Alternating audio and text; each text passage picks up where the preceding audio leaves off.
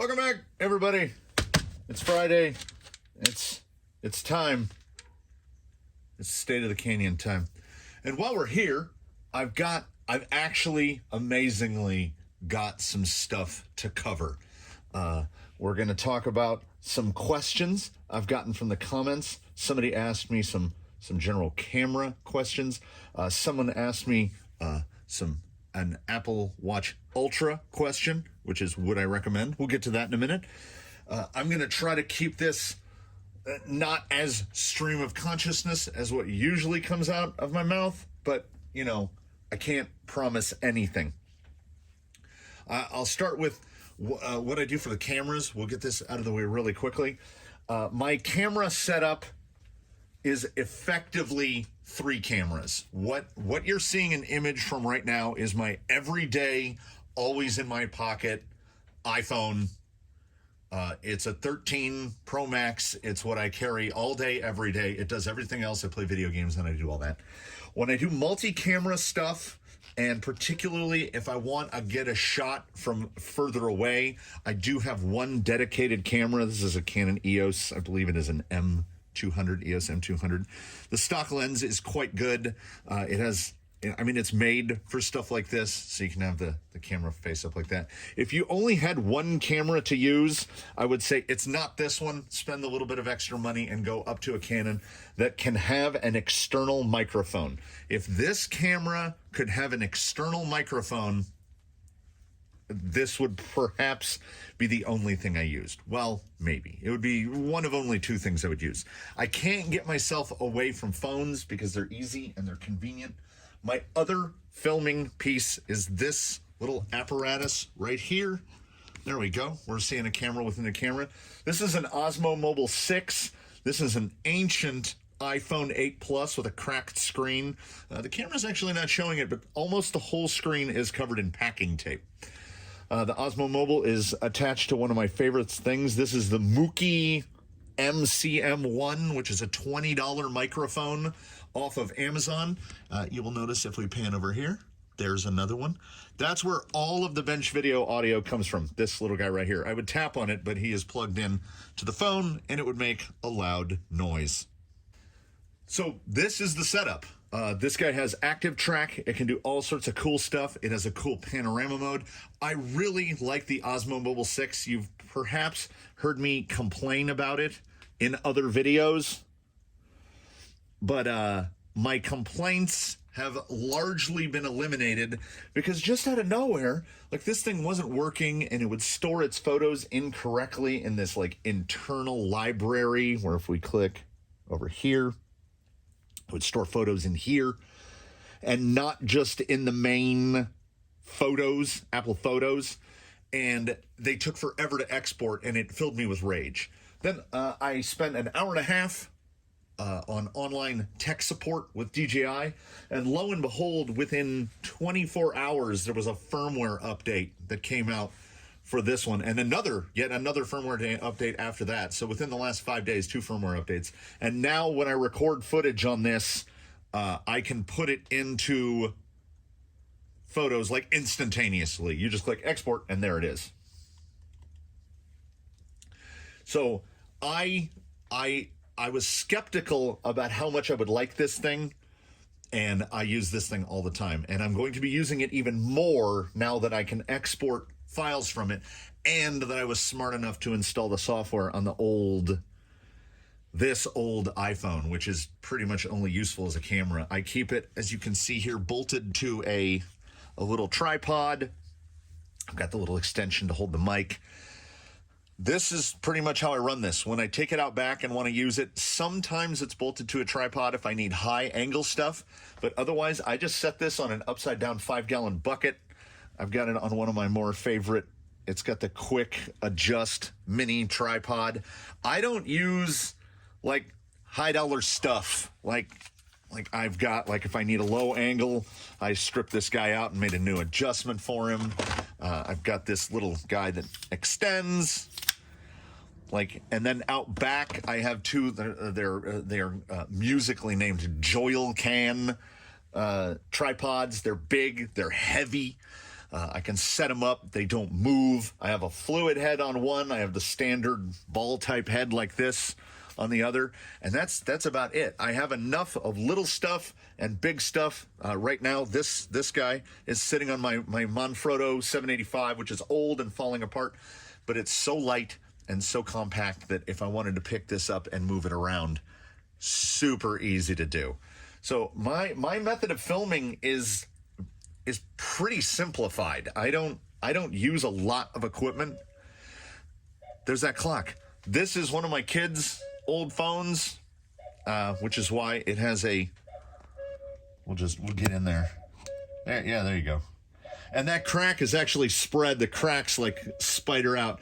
I don't know how you crack a phone up there. You'd have to ask a kid. They're good at stuff like that. So my filming is, I don't know. I often feel like it's some kind of humble brag, but I feel like I have some sort of an eye for composition and framing and all that stuff. And the rest of it is pretty simple. I don't worry too much about the setup in here. The most I try to worry of is getting a centered frame. I wish I had some sort, honestly, if I had some sort of a monitor, like an external display for the camera, like I feel like right about there. How close am I? Yeah, I'm centered is actually right about there. So getting the camera set up to center, that's something that if you're trying to do like a particularly bench shots, I try to pick a point, like let's put that there, and I would try to get it a little centered up and then consciously focus on getting your hands into the center. That way, if you have to zoom in or anything, you can do that. It's a learning process for me. I came from still photography. I have been a quote-unquote videographer for, what, a year? A little bit over a year? So, tangentially related to that, when someone asked in the comments, what do I think about the Apple Watch Ultra? I actually filmed a little bit about it and then felt I went into a deep pit of despair where I was like, I'm not qualified to talk about this. But I mean, I guess I am. I don't feel like I'm any more or less qualified to talk about that than I am about that. I use that.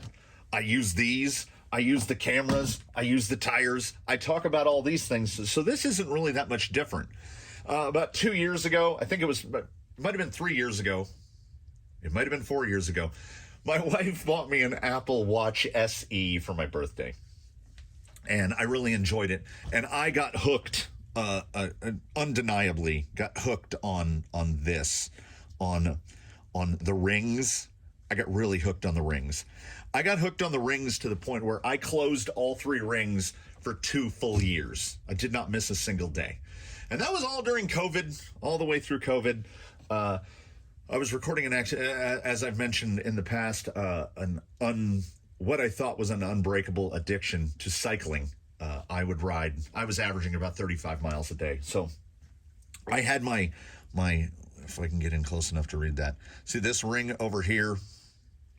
This is activity, and then you have activity minutes, and then you have stand. I do 12 hours of stand, and I was doing 1,000 active calories per day and closed it every day for 2 years. So basically, I started to grind the battery down on my SE, and that was replaced with a Series 7. And I used the Series 7 for about a year and then saw this thing when it came up. I believe I was watching a DC Rainmaker video where he was sinking one of these into a chamber and raising the pressure to show how the depth meter worked. So I started reading up about the Apple Watch Ultra, and all I needed to know was that it's got a massive screen, which I used to think I had skinny wrists, but if I can rock a 49 millimeter watch, I guess I don't have wrists that are that skinny. It's got a big, beautiful screen, and most importantly, it's 9:12 a.m. on Friday, November 4th.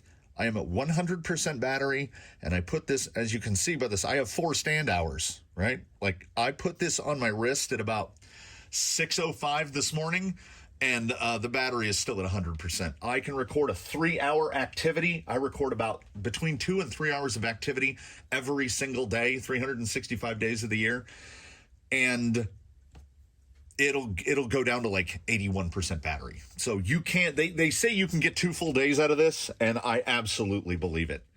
Everything works better. The like opening apps, selecting apps is lightning. Like if an app isn't open, I hit backtrack. If you hit any app, it's just open. And the screen is so big that, like, when I first got a big screen iPhone, what this camera is coming out of, I thought, I'm not the big screen guy, even though I've got this thing going on. It's not difficult for me to reach both sides. Like, this is not difficult for me. So when I do 4-wheel steer, it's even less difficult. So would I recommend this? Well, the one caveat would be, this is an $800 watch. That would seem crazy to me even just a few years ago, until, just out of frame over here and just out of frame up here. I mean, let's be honest with ourselves. What does that cost by the time it's all done? I know we don't try to think about stuff like that, but the kit is $400. There's probably $90 into the body. There's the tires. There's $150 into that electronics. $60 radio. The bumper. The other little bits that I've had to fabricate for it. The lights. It's, So the Apple Watch is effectively, in my mind, one less crawler in the fleet, basically. The only difference is I drive these daily. I would say daily. But I get out there and I might go through a 1,500 pack. This is on my wrist, 18 hours a day, 365 days of the year. In making concrete, swimming in a pool, sticking your hand in a bucket full of filthy water. It survives it all. Like, they say the thing is for, like, extreme sports, and I honestly believe it. I really do. It gets dirty and filthy. I'm not an early adopter. You'll see a little silvery ring right there. The case itself is beautiful, but I would filth that case up to no end. So, I don't want the compass. So I have to run the case. I run a Velcro band. Anyway, the only caveat I would say if you're looking at buying this beyond the $800 is the watch weighs almost 1/4 pound. They put a titanium case on it because it's so big that if you have a small or delicate wrist and don't feel like, the watch effectively weighs as much as this battery. So it's a big monster of a watch. And if you're not in for a big monster of a watch, I can see not getting one. But I haven't found a drawback to it yet. I've had 0 issues with it, other than I had to update everything. I had to update the software on my phone, which forced me to update the software on my computer. I had to go to Ventura on my computer. I had to go to iOS 16 on this. So if you're that guy that doesn't want to update all your stuff, maybe wait on that until you're forced to update all that stuff. Other than that, I don't have any complaints about the performance of the watch at all. I don't even mind that it weighs 1/4 pound, and I'm not a guy that wears rings. I don't wear rings. I don't wear jewelry. I don't wear any of that. No accoutrement for me. There are 2 things I have to wear every day. That and these. I can't get away from these. There's nothing I can do about those. Now, what we can do about is, before we head outside to look at what's been going on out there, probably haven't seen this guy in a minute, Vanimal. Vanimal had to make a semi-sacrifice. You'll notice there's nothing to steer him with. And that was because the Vanimal was outfitted with this Flash Hobby receiver-powered 45 kg servo. Why that is relevant is this individual, who you have also not seen in a minute, Robo Kitty, is also fitted with a Flash Hobby 45 kilo receiver-powered servo. As it turns out, I might have accidentally ordered framing, front axle housing for RBX10, Jenny's RC with the knuckles and shafts, and then we've got some links, and then we've got the radio This is the radio from the Rift, which is a 3-channel, fairly vintage MX3X. And it works great because the MX3X, the aux is like this nice, like it was built for something that needs a switch, like say, for instance, a 2-speed. But we're not going to be using the 2-speed in the Rift any longer. It is going to be locked into low gear because I'm going to do what I said I would not do, which is go against the nature of, look at how loose the bolts are. It's going to go against the nature of what the Rift is. The Rift is a rock bouncer. But you know what I say to that? Why does it have to be? It's basically an overdeveloped Capra. So why can't we turn this thing into a rock crawler? So this servo is going to go in the front axle that's going to go back there, and we're going to turn this thing into 4-wheel steer. I am probably going to go back to these wheels for it. They're just much easier to get tires on. These, I like the looks of these, but they're an absolute bear. And things happen like wheels. The bolts just start loosening up. So these guys are going to go on there. I don't know what tires. I've got some Showdowns, some 2.2 Showdowns I can bake off of the plastic and put them on here. Honestly, I might just try it. I'm going to try it on whatever I've got in 2.2. I've got a handful. I've got a selection. We're going to see what we can get this thing to do as a rock crawler because it has a terrible turning radius. Like, that's as far as the wheels go. It might be 35-degree steering angle. Let's hope we can get this thing to actually turn between. And it's also wide, unbelievably wide, outside to outside, 12 5/8 inches. I mean, I know I run a wide gate here, but getting that thing in between those gates, whew. So it runs, if I run 4-wheel steer anything, this will be the 3rd 4-wheel steer rig here. I need the VR on an RC4. It's running on this. So we're going to have to put this, I'm thinking we're going to put this on this guy. Almost out of frame here. The Marlin, because what does he need that many channels for? The most, look what I've done to this. Pause. Unpause. Look what I've done to this. These inner fenders are like, they're like tissue paper. Like, he took one roll off of a rock and just blew that to smithereens. So I'm probably going to have to take those out of there. He's never going to need 4 channels. I'm not going to put a winch in here. The only thing that this guy would ever probably get are lights. I can put some LEDs in the light buckets. So we've got something with a perfect setup for that. So this guy is going to get this radio and give up his, if I can find it, he was running on an old V2, which is 4-channel. So the V3, like what this is Eddie's radio, is actually a 5-channel, and I'm using all 5 for him. Am I? Yeah. Because I've got the VR here, and then I've got the overdrive dig. Yeah, I'm using all 5. So these are still 4 channels in the V2. But that will be plenty because for the Rift, I will need front steer, rear steer, and throttle. So I'm only using 3 channels. I don't plan on... I've learned from my 2 instances in 4-wheel steer in the past, Zoidberg famously has all the tools. He's got 4-wheel steer and dig. You really kind of only need one or the other. If you've got 4-wheel steer, you don't use dig very much.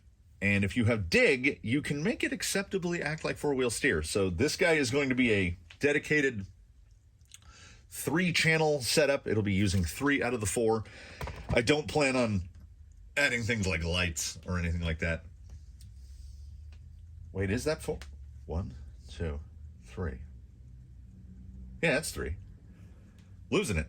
So this is the next upcoming project. It will be one of those installments of It Came From the Workbench. It came from the workbench when I built the Rift, and that was That was months and months ago.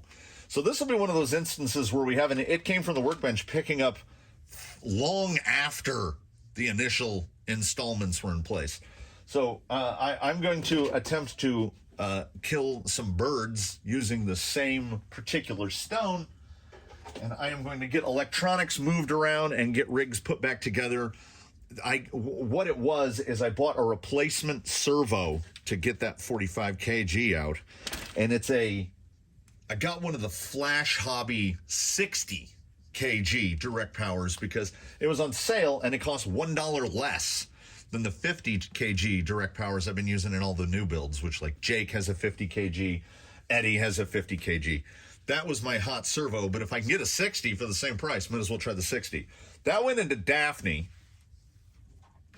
which allowed me to remove the very noisy Holmes SHV 500 V3 from her. So I have to figure out who's a noisy boy.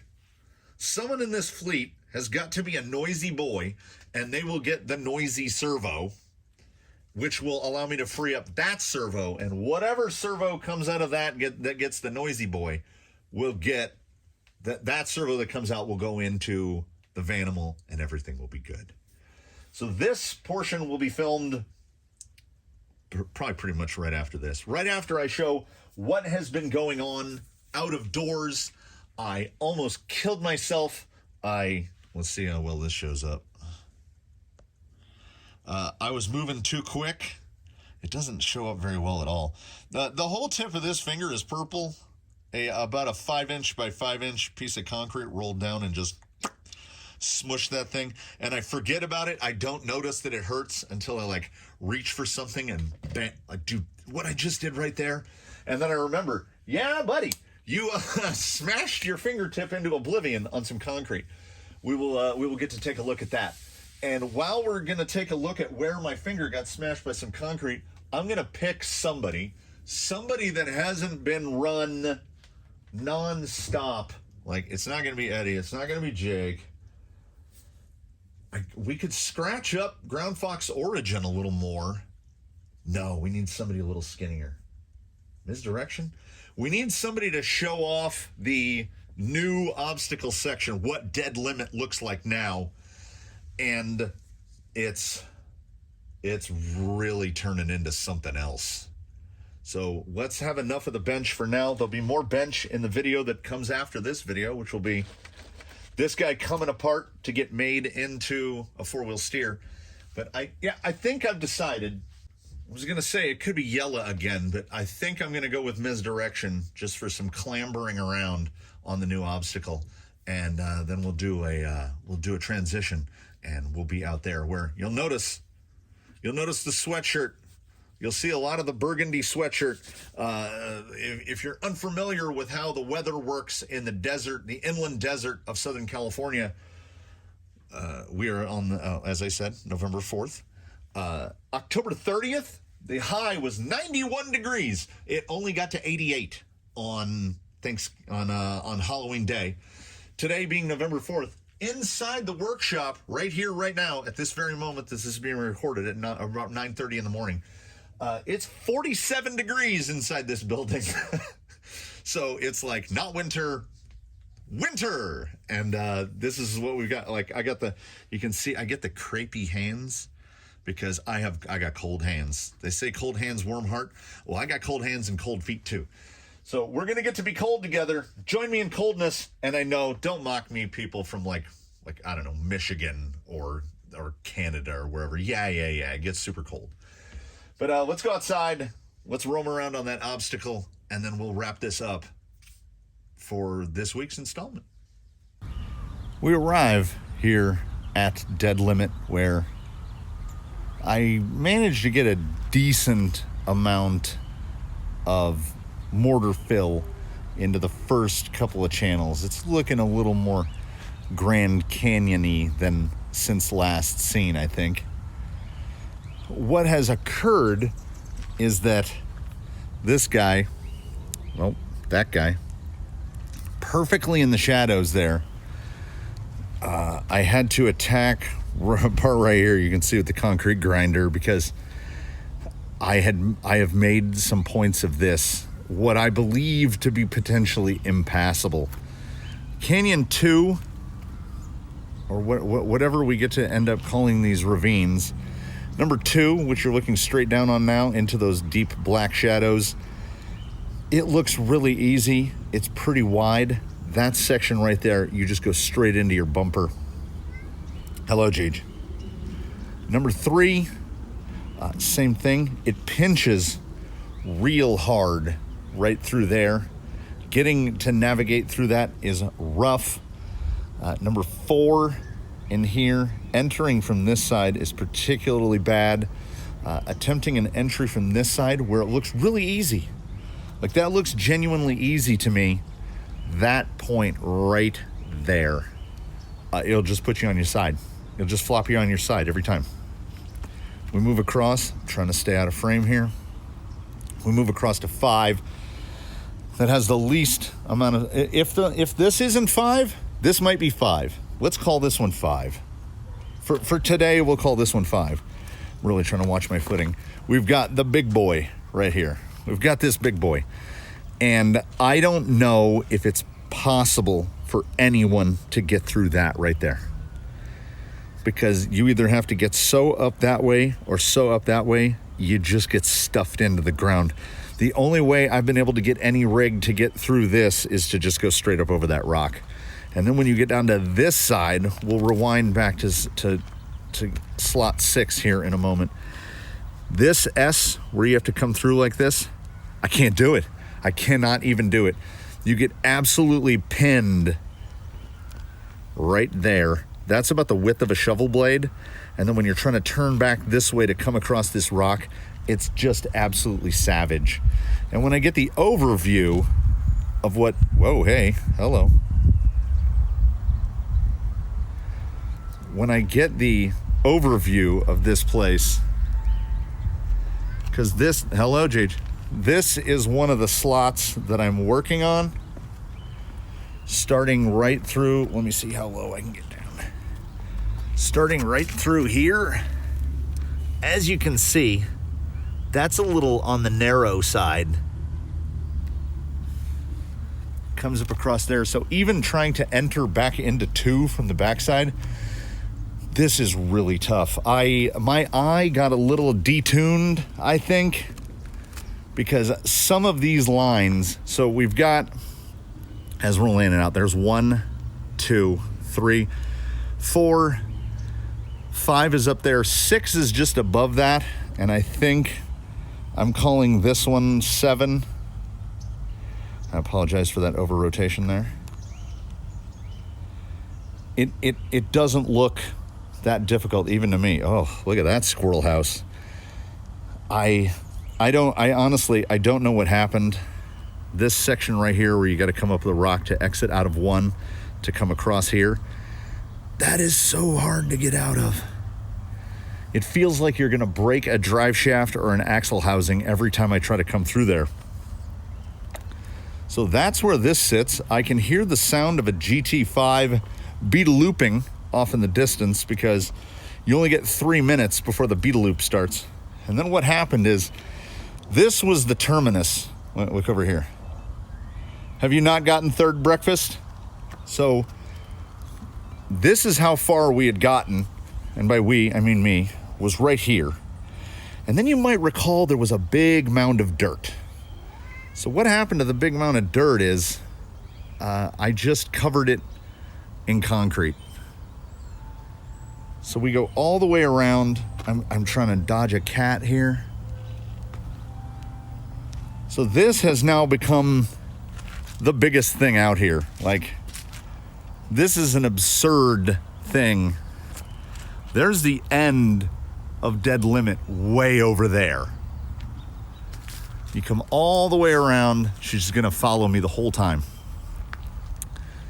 I ended up cutting the jump across so I could get a wheelbarrow through.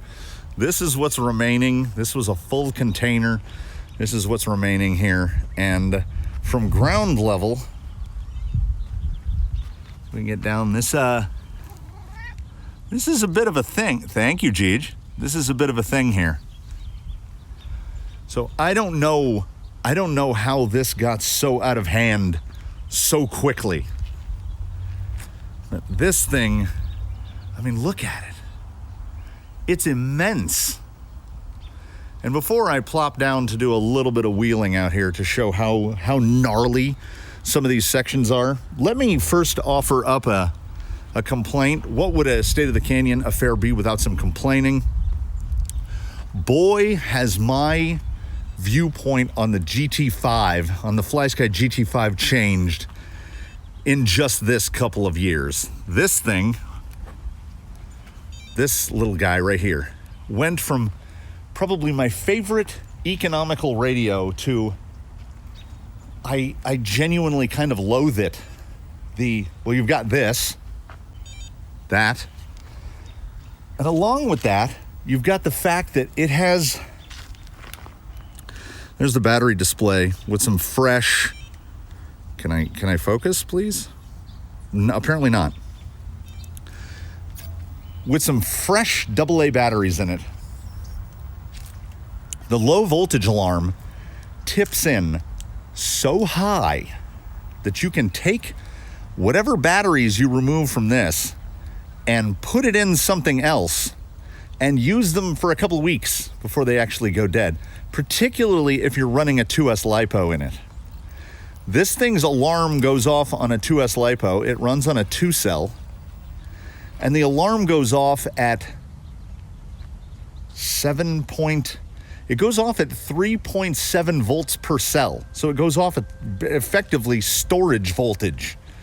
So it's crazy. And its treatment of AA's are even worse. You're 6.29 fully charged. When you hit about 5.1, the alarm goes off, which is like half of the battery. Why do I have a low voltage alarm on AA batteries? Just let them die. So what has happened here? None of this section here is done. Nothing is set. We're going to see if I can one-handed drop into this slot. It'll be pretty bad. I haven't tried some of these slot sections on somebody that is bodiless, somebody that's just operating with a cage, so perhaps this will change it a little bit, but I have been unable to travel this. This was also a possible recipient of both the 60 kg and earlier this week, Argentum, the Phoenix, got his Castle system replaced with a Fusion Pro. But she's so good on a 1080 and a Tekin HD 35 turn. Look at this. Look at this. Why would I change? And she was the other vehicle running a 45 kg. So I had thought for a few moments about pulling her servo, but servo on axle, particularly on these Element axles for whatever reason, 45 kg is plenty. She does not need any more. I didn't want to have to pull her apart and get her receiver out because working in a Capra cage is fun to no one. And like, she's another one of those instances where like, I just don't want to mess with it because misdirection's real good. Like, what she needed was tires and she got them. I don't know if I'm going to be able to, like that perch, that 3-wheel perch. Oh, she's so good that I don't want to tamper with it. Can I get out of this? Oh, she's sliding. She's sliding, but she's a flexor. All right. So yeah, I think this is when where we have to turn the opposite way of what we would think. We're gonna grind some cage right here.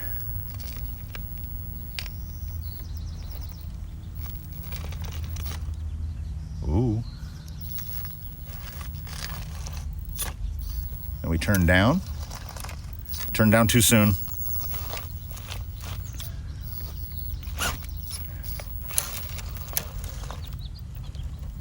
Sometimes you gotta use some reverse. It's a thing. Look how, here's the problem here. That back tire is so wedged under there that she looks like she should be able to pull out of this, but that back tire is moving backwards. I have not figured out. Come on. Look under there. Look at that down there. Oh. Oh, look at that tire. I have not to date figured out how to get out of that. And aside from throwing some more rock down on the bottom of that, what I did forget was to charge this camera. So we are going to have to switch cameras here momentarily as I show you why lines 1, 2, and 3 are equally as difficult, if not more so. Yeah, the drawback to this guy and the gimbal, the camera works, the phone works great because it's small and it's lightweight. You know, by today's standards, an 8 Plus is a tiny thing. But like, look up when an 8 Plus came out. The battery, oh, the battery. So we're going to try to go to a little more conventional setup here momentarily, and I can show you why lines 1, 2, and 3. I mean, look at that. That's not good business. Have I built something too difficult to traverse? Maybe. I can say this, to no fault of DJI, quick swapping from one phone to another in the gimbal mount, that's not a thing. You've got to turn off Bluetooth on one phone, reinitialize. Like it wants to be a single individual. And the camera angle's good, but I can't see what I'm doing. She's making, she's making quick work of this. Maybe. Yeah, see right there, it looks like you're free. It looks like you've gotten out. And then once again, okay, that was in reverse. She just did a decent amount of climb out there in reverse. But look at the tusk hunk thusks. I'm gonna have to try to bump it, and then that's where you end up. It's one of those things. The line looks so simple, and if you've got a big body on it, you end up in a worse place than that. Let's see how well I can drive towards myself to get into 2 here. See, no problem, right? Plenty wide. Get to right here. Oh. And then if you can see, I'm in friggin' shot guide, so I can't. I have to go handheld, much as I dislike that. Ooh. Now, what I've got to do here is I've got to turn to her right or left, and that's just gonna roll her straight into that notch. Like, look at the condition of that notch. I am contorting right now. I gotta bust this shot guide. There we go. Sometimes the shot guide does not help. So we're gonna try to one hand this.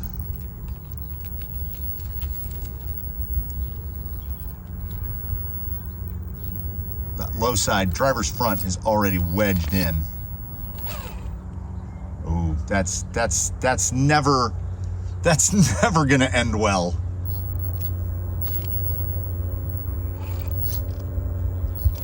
And that's where most people end up once you get in here. It drops off, and I think it's because the little platform that you land at is not flat. Like, there's just enough room to get a front end through. And I try as hard as I can to push to this side. It's just a funnel. I unintentionally made a funnel. One more line to look at, and then I'll make some, some closing statements. So as I fight the sun in my own body,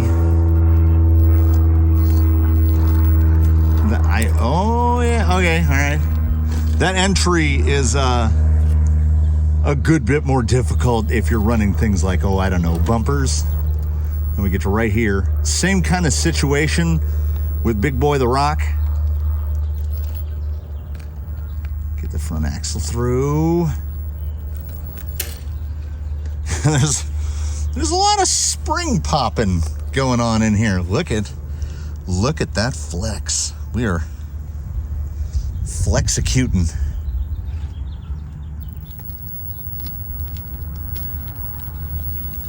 Coming down. Now, here's where it gets tricky. Okay, you can see wheelbase is out past it. The first urge is to get this tire up onto the point right there. Problem with that is it generally upsets you enough that I'm gonna say top corner of cage right here, that's going right there. Just bink right into the point. So it might be as simple as grinding some out. Oh, she is a twister. Look at that. And now the back scatter glare is unbelievable. I can see, basically, I'm crouched down behind the camera. I can see my own foot, and that's all I can see. Oh, she did that. Oh, it was so good. Look at that. Can anyone else do that? Who do we have in the fleet that can get through right there? She's having to snake her way through, and we're on our side. Oh, she's gonna do it. Come on.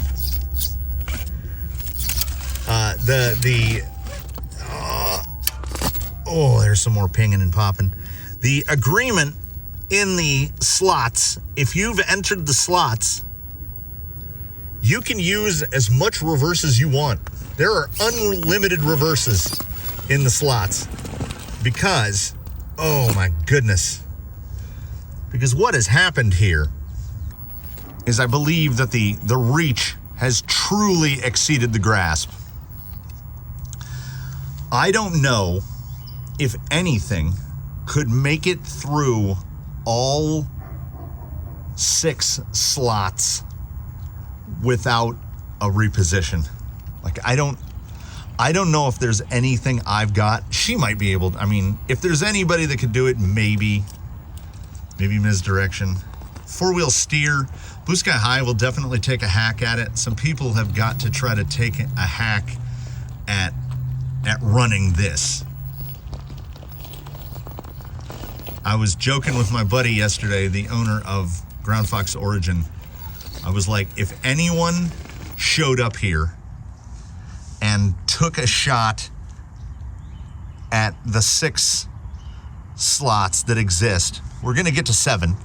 The 6 slots, the 7 slots, the 7 sisters, the 7 fingers, 7-finger death punch, 7 fingers of doom, whatever it turns out to be. If anybody could make it through all 7 of these slots without a reposition, I'd give them something. Like, you've got to, I would get in there on the lathe and I would make some sort of an award. Because if you can make this, I don't want to say that like I'm the end all and the be all of drivers and I'm the if I can't do it, nobody can. What I am trying to say is I think I've made it to the point where I don't know if anybody could do it. So this is a challenge to y'all out there near and far. I realize not many people could actually make it out here to where I am. But if you want to come, I mean, obviously, come out here and drive.